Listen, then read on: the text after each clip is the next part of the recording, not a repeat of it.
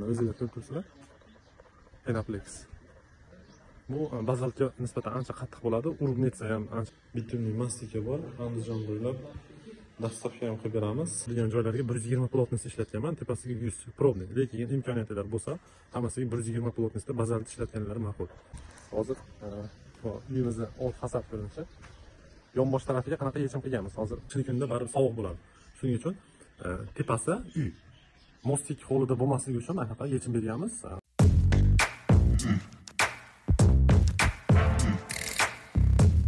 Assalomu alaykum hurmatli obunachilar. Bugun uyni utublit qilish bo'yicha gaplashamiz. Xo'p, ko'ribsizlar, oldi tashqi fasadlar polностью utublit qilib bo'lindi. O'zim probniy qilib, buni odamlar qo'l yetadigan joylarga 120 plotность ishlatganman, tepasiga 100 probniy. Lekin imkoniyatlar bo'lsa, hammasiga 120 plotностьda bazalt ishlatganlar ma'qul. Va devorlar qiyshiq bo'lsa, albatta shtikopurka qilib, keyin utublit qilganlar afzal. O'zini ketma-ketligi bor, YouTube'ga kirsanglar juda katta ma'lumot bor. Hozir bari bir qator aytib o'tib ketaman. Utublit qilingandan keyin o'zini ketma-ketligi bor. Bazaltning orqasiga kilek surtiladi. Kilekga yopishtirilgandan keyin qo'ziqorin uriladi. Qo'ziqorin urib hamma yoqda utublit qilgandan keyin bir silo kilek tortiladi va svejli paytda o'zining spesial setkasi bor, setkasi bo'ktiriladi va shpatilla to'g'rilanadi. Notekis joylar bo'lsa tekislanadi. Bir kun o'tib purgandan keyin ikkinchi silo ham tortiladi. Endi patolog qismiga keladigan bo'lsak, misol uchun mana dorixona chil kunda baribir sovuq bo'ladi. Shuning uchun tepasi uy. Mostik hovlida bo'lmasligi uchun anaqa yechim berganmiz. Penaplexda utublit qilingan. Bu Penaplex ko'pchilikka shu Penaplex desam tushunarli bo'ladi. Buni o'zi asli po'kak. Penaplexga nisbatan anchagina qattiq. O'zi bazalt qilgan yaxshi, tabiiy, lekin bu bazaltga nisbatan 4 barobar arzon. Shuning uchun shunaqa qilingan. Qolgan uyni asosiy old tarafi, orqa taraflari bazalt bo'ladi. Dorixonamiz qani ko'rib turibsizlar. Shunaqa po'kakdan qilingan.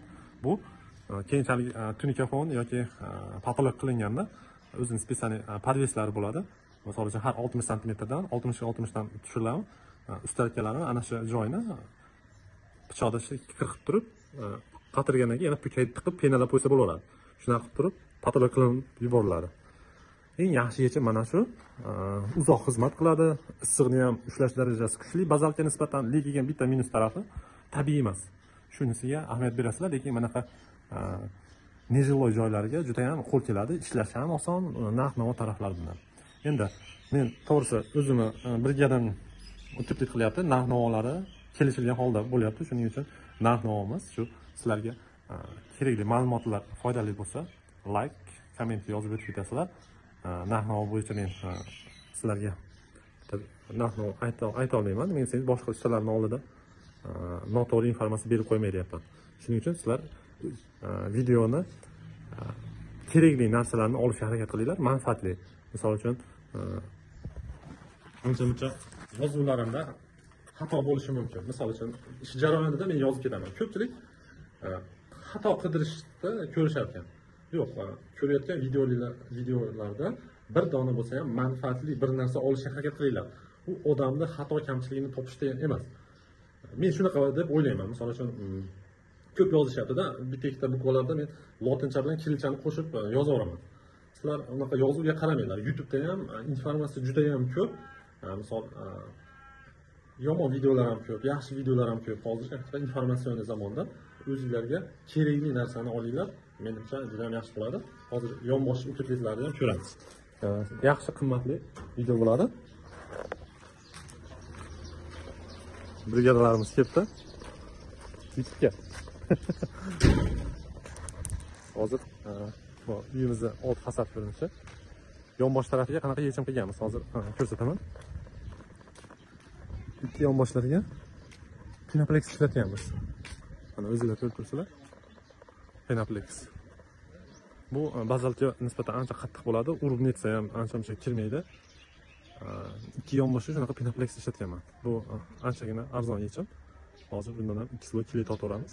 Qishki kunda ancha issiq bo'ladi. Endi hamma aylana tarafiga Penaplex utublit qilsanglar, uyni ichidagi ventilyatsiya sistemasini yaxshi qilish kerak. Desangiz, havo o'tkazuvchanligi aytingizki yo'q, bazaltga nisbatan.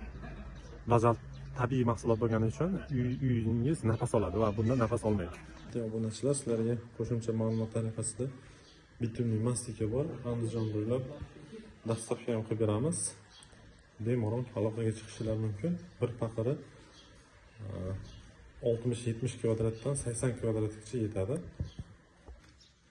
Mana o'zingizlar ko'rib turibsizlar. Pastga qiynalib tayyor saqich olib, qaynatib, keyin valikda surtilgan va ko'chib ketyapti, qaranglar. Mastikada shotkada surtasizlar. Surtishdan oldin bir gruntovka qilib qo'ysalar yana yaxshi. Hech bo'lmasa shotkada changga uchib mastikamiz betonga singib surtiladi. Shuning uchun bunday holat yuz bermaydi. Tayyorini tavsiya qilaman. Hozir podishkalarni polnisini ochib, boshqa mastikani surtamiz. Mana shu uyimizga bir paqa mastika polnisini aylanasi yetadi. Uyimiz ko'pchilik shlaka blokda bo'lgan deb aytib o'tib ketishadi. Shuning uchun ma'lumot tariqasida aytishim mumkin. Uyimiz keramzitda blokda bo'lgan. Va bu ikki xil material. Peska blok bilan adashtirib yubormanglar. Andijondan hammaga salom. Sog' bo'linglar.